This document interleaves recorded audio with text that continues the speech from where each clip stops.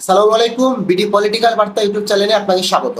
দর্শক বন্ধুরা, আগামীকাল গতকাল কিন্তু আওয়ামী লীগকে নিষিদ্ধ করার ঘোষণা করা হয়েছে এবং আওয়ামী লীগকে নিষিদ্ধ করার জন্য বেশ কয়েকদিন ধরে কিন্তু এনসিপি এবং ছাত্র শিবির এবং বৈষম্য বিরোধী ছাত্র আন্দোলনের নেতাকর্মীরা কিন্তু ঢাকায় বিভিন্ন রকম বিক্ষোভ করেছেন এবং ঢাকার পাশাপাশি বিভিন্ন জেলায় কিন্তু এরকম বিক্ষোভ হয়েছে। দর্শক বন্ধুরা, অবশেষে এত জল্পনা কল্পনার পরে কিন্তু গতকাল রাতে 11টার সময় কিন্তু আওয়ামী লীগকে নিষিদ্ধ ঘোষণা করা হয়েছে। দর্শক বন্ধুরা, আন্তর্জাতিক অপরাধ ট্রাইব্যুনালে বাংলাদেশের আওয়ামী লীগ এবং তার নেতাদের বিচার কার্যক্রম হওয়া না পর্যন্ত দলটি যাবতীয় কার্যক্রম নিষিদ্ধ করার সিদ্ধান্ত নিয়েছে অন্তর্বর্তী সরকার। এই সঙ্গে আন্তর্জাতিক অপরাধ ট্রাইব্যুনাল আইনের সংশোধনী প্রস্তাবও অনুমোদন দিয়েছে, যাতে ট্রাইব্যুনাল কোন রাজনৈতিক দল এবং অঙ্গ সংগঠন বা সমর্থন গোষ্ঠীকে শাস্তি দিতে পারবে। মানে গতকাল শনিবার রাতে সপ্তাহে ছুটির দিনে অন্তর্বর্তী সরকারের প্রধান উপদেষ্টা পরিষদে এই বিশেষ সভা সিদ্ধান্ত হয়েছে। ও রাষ্ট্রীয়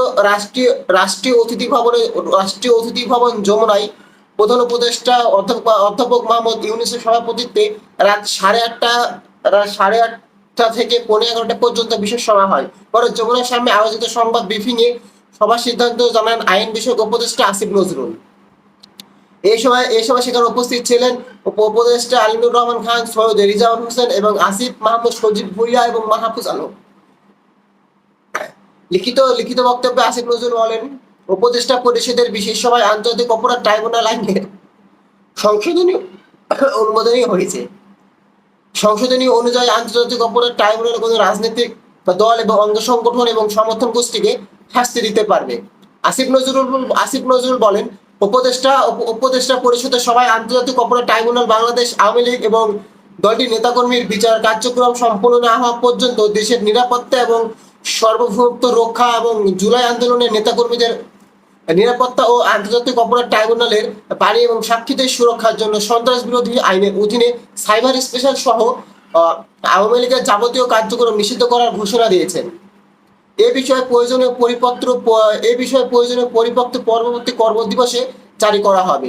এর পাশাপাশি জুলাই ঘোষণাপত্র আগামী 30 কার্য দিবসের মধ্যে চূড়ান্ত করে প্রকাশ করার সিদ্ধান্ত উপদেষ্টা পরিষদের সভায় গৃহীত হয়েছে।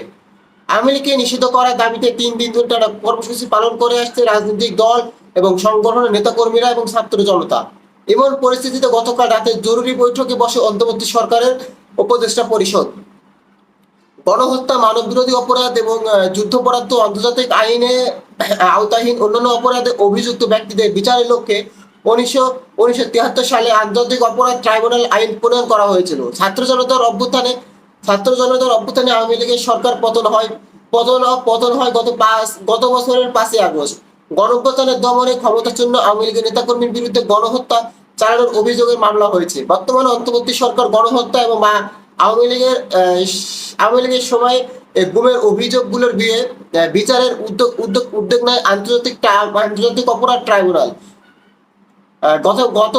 এজন্য গত নভেম্বর আন্তর্জাতিক অপরাধ ট্রাইব্যুনাল আইন সংশোধন করা হয়েছে।